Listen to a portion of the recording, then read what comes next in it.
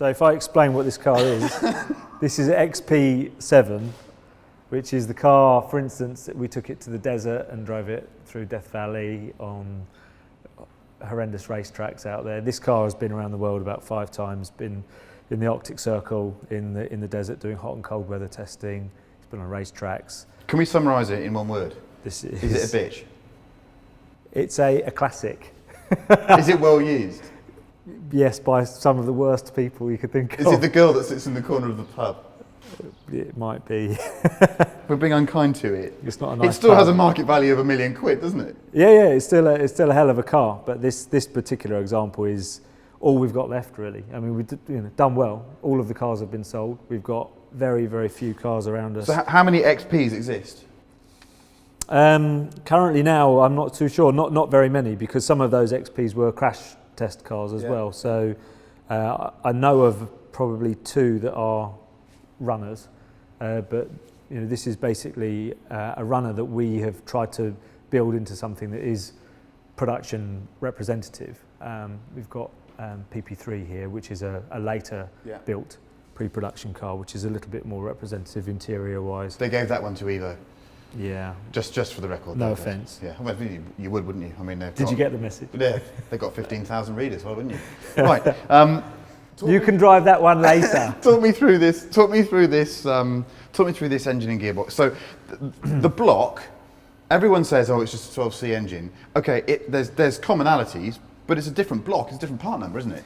Yeah, it has to be. On paper, it looks similar, 3.8 litre twin turbo. But in actual fact, the combined torque that this powertrain is giving out is way greater than the 12C. It's 903 brake horsepower. It's just a different level. So the block itself, yes, it's still got the same capacity on the internal combustion engine as the 12C, but we have bolted a rather powerful E-motor, electric motor, to that. More or less, if you'd imagine where a starter motor goes. Yeah. So we don't have a starter motor, we've got an E-motor instead. So the electric motor works as the starter, and it also generates torque as well, which then adds to the petrol engine, drives through the gearbox. That's quite clever, isn't it? It's very clever because it keeps weight down. Why have 2 things that can do the same job? If your Kurz system fails, that means you can't start your engine though, doesn't it? But no, not really. No, it's the same as like not having a... We can edit that out, by the way. No, same as if your battery fails, you wouldn't be able to start a car through a starter motor either. Good answer. Same difference. So it's a different casting. Yep. But is it a different casting purely because you've got the E-motor grafted on the side, or because actually you need more strength in the block? Yeah, both. Both. So you need a stronger block, and I'm sure it's got intricate changes that are way above my head. Engine's not my particular speciality. You just like spanking them? I like using them, and I've used this one quite a lot to good effect actually. So huge amount of torque. The coupling of the internal combustion engine with bigger turbos. So again, on the face of it, with turbos, you're using turbos to generate increased torque and power from the petrol engine. But to get out of turbo lag world, this is where the clever stuff happens with the hybrid system on this car. So we obviously add the power and torque from the electric motor to give additional headline performance. But where the car is totally transformed is by using the hybrid power, the electric motor power, to torque fill. So that's the phrase, torque. See, I've been using augmentation, which is terribly Dickensian, but torque fill is I love that phrase. So that's a McLarenism, isn't it? I don't know. So just tell me, you basically sit there with Excel and you go, we'd like torque there. Yeah, basically. This is where my pedal is going to be, and this is what I want for torque. And how much? And can you match that against the available traction from this rear tyre? Well, this is the joy of this project is we've controlled the whole thing from a clean sheet of paper. So the clean sheet of paper was from concept, do we have a hybrid system at all or not? How does that hybrid system work? How do we regenerate torque? Do we have motors on the front? Do we not? And in fact, so the hardware was laid down very early on in the program. For me, it's the best compromise. Of course, when you add a hybrid system, you're adding weight, primarily from the battery. So you need performance that outweighs that. The cost benefit needs to be way in the benefit end of things. So We add weight through the battery, and the e-motor is a bit bigger than the starter And motor. what do we think the penalty is roughly? It's under 200 kilos. I can't remember the exact number because it depends on what you include. So Yeah. you'd be surprised how much wiring weighs, and Yeah. so cabling, battery, and e-motor are the basic. But we think around costs. 200. Yeah, Somewhere around there. I would check with Okay. someone that remembers We'll figures. find a I person tend with a not big to. forehead. Please do that. So the cost is weight.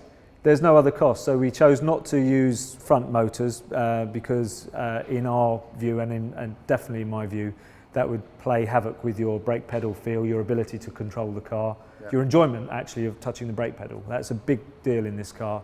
We spent a long time trying to give you a really nice pure brake pedal feel. You've got to control a car like this as you're approaching a corner as quickly as you can arrive at a corner. So braking was not something I wanted to play around with the hybrid power. But as well as having the torque and power to overcome the weight, which we easily do have, it's all about drivability. We're billing this as an amazing driver's car. We've designed it from the driver's seat outwards, so visibility, position of controls, feel of everything you touch and use to control the car, big focus. Going on the throttle I just laugh every time I do it because you have instant performance under your right foot. Do you think that the phrase turbo lag doesn't apply to this car? Oh, absolutely. So you have no concept? So I've even recently driven some of the most highly regarded V12 normally aspirated engines, and to put it all back into context, because sometimes you lose sight of what really is the ultimate. And the throttle response, the torque delivery that you have with this beats absolutely anything I've ever experienced. The only thing that comes close is a Formula One car in terms of that immediacy, that agility of all of the controls, but particularly what goes on under your right foot. 900 horsepower. Yeah. Slightly more than. Did you ever, at any point, run one of these without the e-motor? Effectively, did you ever do a mule that was a normally aspirated 700 horsepower car? Yeah. Without the weight? Absolutely, yeah. I mean, it's a long process coming up with something like this. We've condensed it massively. I mean, this was a high pressure program delivered in a very short space of time. We were very pleased that we put customer cars in customers' hands, delivered them before any of our competitors with similar projects, even though we didn't actually start before any of our competitors. So, it's the McLaren way is to develop faster at a faster rate than anybody else. We do try really to live by that in Formula One, in racing, and in this program. The first mule car, so unlike the 12C where we had nothing, actually with this project we had 12C. So you just muled one of those? So we had one of them and we thought, right, okay, so this is going to be a high downforce car. So we had a dynamics mule to start with. So we worked very much on the dynamics of the car with 12C levels. So did you have something that looked a bit like a 12C with some of the mods for this car that ran 700 and something horsepower, twin turbocharged engine with no electricity in it? Have you driven that car? Yeah. Was it good? You can't.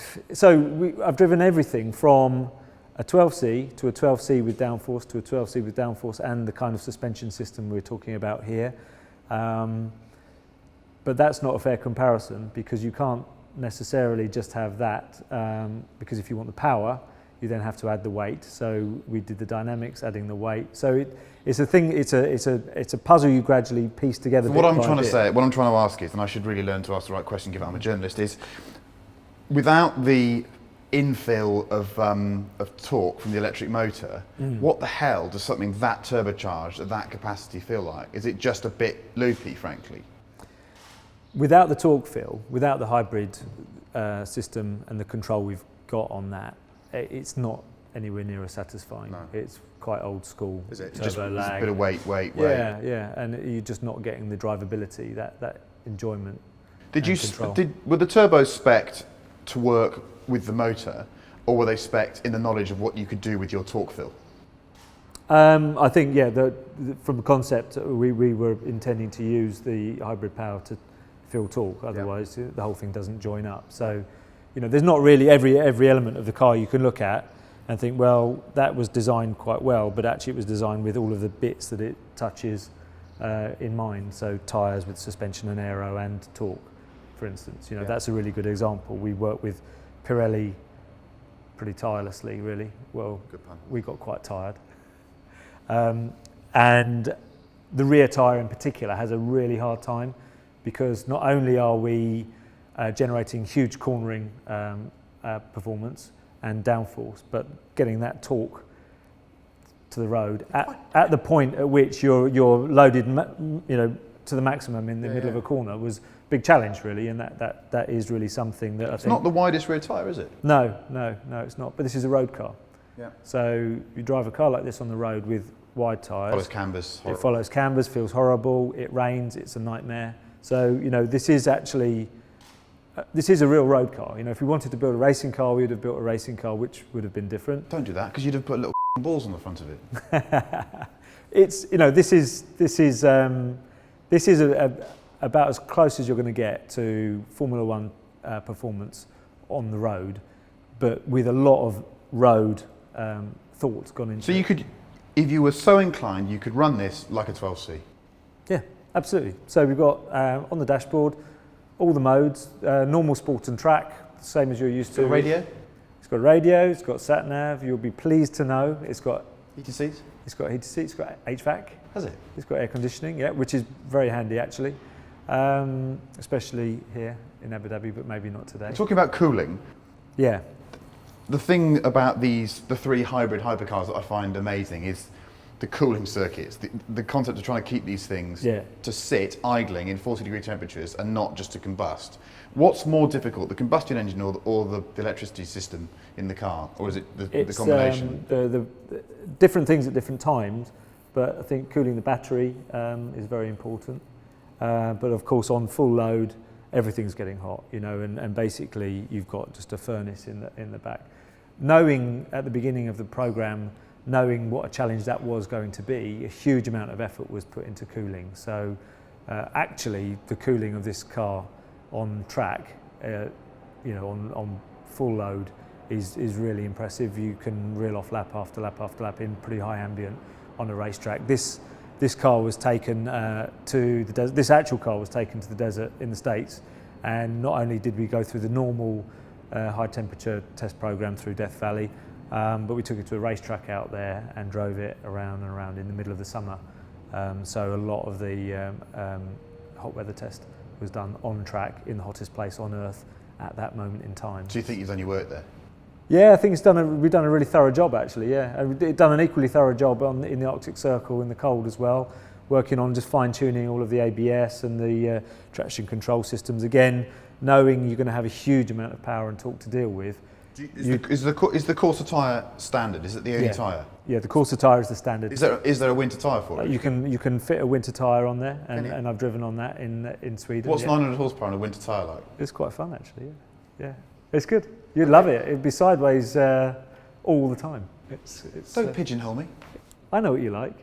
I'm not generic. Now look, chassis-wise, have we got the same basic front to rear, horizontally linked system as a 12C? Look, I work with some guys that are quite frightening. We have some incredibly clever guys that are inventing this stuff. So the McLaren cars, the 12C and now the P1, are at the forefront of this hydraulic linked suspension system. So if I was to say this is just like the 12C in that respect, you know, they'd probably shoot me. But yes, high level, this has got a very similar suspension system to the 12C. So there are no anti-roll bars. The corners are connected hydraulically. We have adaptive damping. Have you got that same anti-squat bar at the rear that's fitted on the 12C? Because there is you've not got that. No. So no Z bar on this car. But the difference with Z bar, sorry. So the difference with this is that a lot of the actual heave spring rate is controlled hydraulically. So that's where the big difference starts to come in. So not only are we springing the car more hydraulically, but we can also adjust the ride height of the car. So in normal sport and track modes, you're at this fixed ride height. Normal mode in this car is quite similar in ride to, say, sport mode in the 12C. Yeah. So still actually way more comfortable than most And you can sports get cars. over a sleeping policeman in London? We've got vehicle lift. You can have in all modes as well. You can just lift it, but in fact, this is a sensible ride height for just normal road driving and speed humps and so on. When you go up the modes to sport to track, you're stiffening the damping system, similarly to the way we do it on the 12C. You're changing the active aero configuration. On the powertrain mode, you're also changing the gear shift character and so on. But the real game changer with this car is the race mode button. So you can press the race mode button. The transition takes about 30 seconds to take place, but it's quite a transformation. So it's a massive hydraulic event underneath the skin. The car lowers 50 mil. The spring rates stiffen considerably because you're really now wanting to control your aero platform. Give me a percentage, roughly.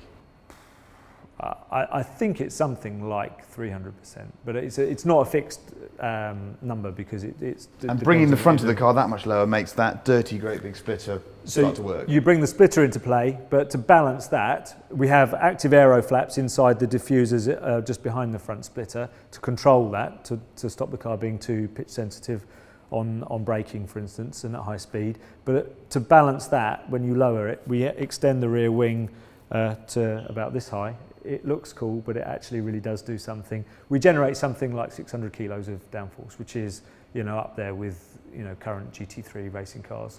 All of that downforce going through, road tyres, a big challenge.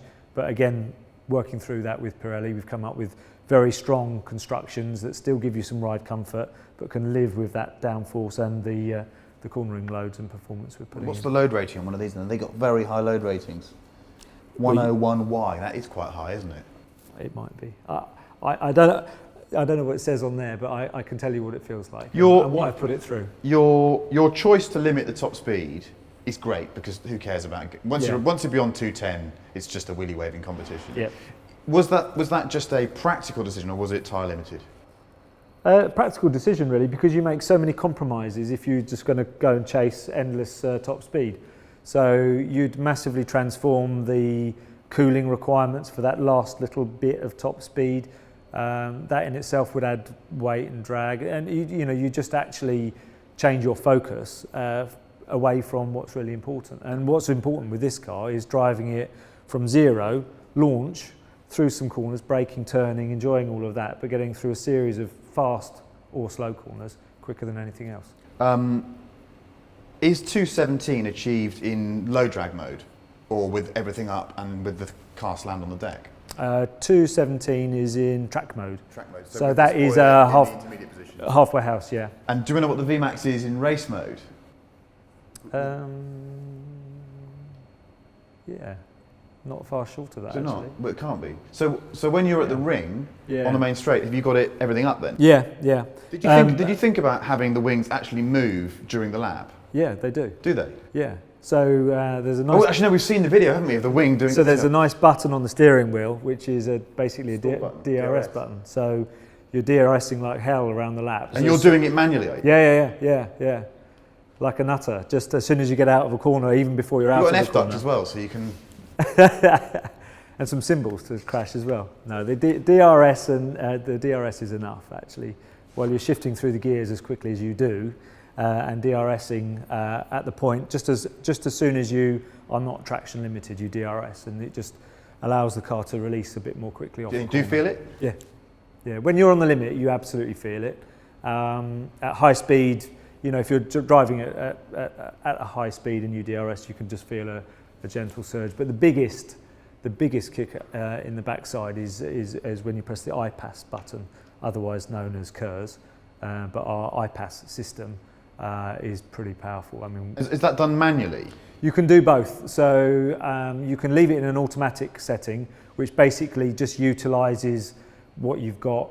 And just administers it as it can? As it sees appropriate. Is that one lap of the Nürburgring? Yeah, so we effectively, our trip to the Nürburgring was all about basically doing the final setup of the car. And the final setup of the car that we needed to do was to get the dynamics so that it could handle that kind of environment. They're the ultimate parameters, aren't they, really? They take you where you need to go. Yeah, so you've got super high speed, but you've got a really bumpy track. So we worked out the dynamics so that we could, the car was fast and drivable in that environment. But also the hybrid cycle that we wanted the car to live to was a lap of the Nordschleife. And it's quite a tricky one because you're using all of your hybrid all the way around the lap. But when, of course, you really use it all up and you can't regenerate is the very end. Yeah. And that's where you need to still have battery power to see you right the way through to the end of the lap. And then you get into some twisty stuff again where you want the car to be able to regenerate.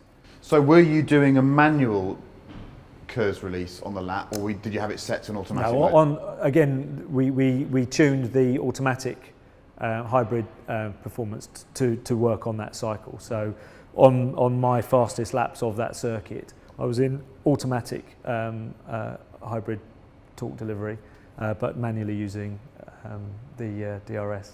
Okay, and for the avoidance of doubt, because there's been so much forum conversation about this, I don't actually care that you've not released a lap time. It's kind of done business. It's up to you guys, rightly or wrongly. That's your decision.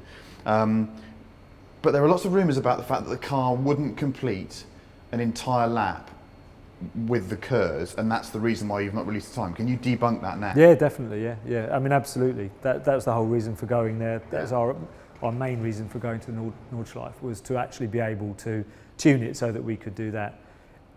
It is one of the areas I'm most amazed by, because it's probably one of the biggest challenges for a new small car company to take on a hybrid powertrain project. And it is one of those things that really came together, for me anyway, quite last minute. As I explained, we had dynamic mules of various shapes and sizes for quite some time that I was working on, and it was relatively late in the project that we bolted in the proper latest and greatest hybrid system, and literally tuning it so that it just does that lap. You can make it last longer if you want and get less out of it, or get the maximum out of it over that particular lap profile. So yeah, it does it, and it does it well, and it delivers full punch all the way down the straight. You arrive at the end of the straight there at a decent pace. It makes the that left kink at the end of the straight a bit of a challenge. But it is flat, that kink? Yeah, just. Yeah. Not every day of the week. Yeah. It's the most amazing driving experience I've ever had. I've driven all of our Formula One cars from the 1980s all the way through to a couple of years ago. They're incredible machines. I've raced our GT3 race cars successfully, but to drive this car on a track like the Nordschleife, anything similar to that, is pretty incredible, because it's you've got the performance where I think that many of us would like racing cars to be, which is loads and loads of power, good downforce to give stability, but limited by tyre grip. We are naturally, because we are running road tyres, and you are working hard behind the steering wheel on a lap of that place. You're in the air inevitably because you're arriving at crests at huge speed. We land with stability because of our aero configuration and so on. It is the most amazing thing, and I'm sure you're going to do it one day, and then you can see what sort of lap time I think you can get we'll down to. certainly have a go. You should. Have you ever bolted some slicks on it? No. We don't sell the car with slicks, so we haven't tested You it. must have had a go. No. Come on. No. Maybe one day. Normally, at this point, I say, oh, balls to it, I want to go and drive it, but there's so much about it that I think I want to have a bit more of a look around it. So maybe we just turn the cameras off and spend a couple of hours just sort of poring over it. There's also something deeply, deeply satisfying about these test cars, because they've lived a life. Yeah. I mean, we in an ideal world, we'd be presenting you with a pristine car from the production line. This is exactly a customer car, but we're only making 375. They've all gone. They have all gone. It's incredible, really. I know I'm second-class citizen, I don't mind. And well, I don't even get to drive those anymore. I've driven a couple just to check, and this car dynamically, performance-wise, handling-wise, delivers what a production customer car does. But those customer cars have just got like a veneer, just an extra layer of niceness to absolutely everything. Just a little bit more comfort, a little bit more precision. They're just a bit tighter. But this car has lived, through a hell of a life, and That's another thing which is quite, well, we'll talk about it once you've driven it, but it's quite nice to see that this car will have exceeded any owner's possible use of a customer car, and it's still here, it's still robust, it's still hanging in there. Carbon structures is quite interesting to see what they end up being like when they've had a hard time, and this is, you know, absolutely worst case scenario. So you tell me later what you think. Okay, before we do pour around it, there's one point, coming back to something you said there, the owner, the driver. We've talked about how they fit into this in terms of the experience you can deliver to them with the car. How on earth do you get them to the level where they can drive it? It's really interesting. I've now met, I'd say I've probably met about 120 of the owners, and what's quite nice is that they're all owners, and some cars are sold to owners, some cars are sold to collectors and so on. A massive proportion of these cars have gone to drivers, people that like to drive. So they'll all get mileage put on them. They'll all be taken, you know, to good roads. Loads of them will be taken to tracks to be driven. So we've got an enthusiastic kind of customer base, not exclusively, but a good proportion. So I've seen quite a good cross section, and every single person that's driven this car has come out smiling, mainly because it's more than they were expecting. So the concept of it being a 12C plus a little bit, you know, I think many people might have imagined that it was something like that, similar kind of engine on paper and so on. So the car over delivers in their eyes on that, in that respect, but they've all been able to drive it. So it's actually easy to drive. It's a very adaptive car in more ways than one. So you drive it gently, it's fine. You know, it can be comfortable. It's got controls that respond to the way you input. So the throttle map, the damping and so on. It's very drivable. You can drive it slowly. It's got a lot of power, but you know, you can drive it slowly. It's very easy to do that. But when you start to push. It's that bit at the top. So Yeah. when they're fully lit in second and third gears on a slightly damp road. Yeah. It's going to be exciting.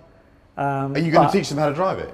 Can they come to you guys and say, do you know what? Absolutely, yeah. I've just totally soiled my undercrackers. I want you to teach me how to drive I this know car. we've got at least three of these going to our first track day of the year. So we have a series of track days. McLaren run a series of driver training programs under the Pure McLaren banner. And we've got 3 coming to our first day in April. Guess where that is? Spa. Is it? Yeah. How cool is that? So first track day in your P1, you're going to take it to Spa. Lap time, do you reckon this will be as quick as the GT3 car around there? Could be, couldn't it?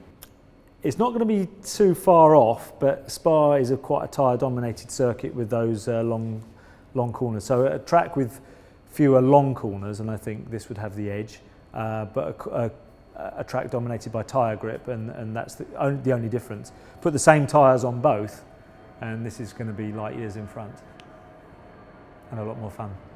I'll drive it later on, and then we'll have another chat. Sure. Thank you. No worries.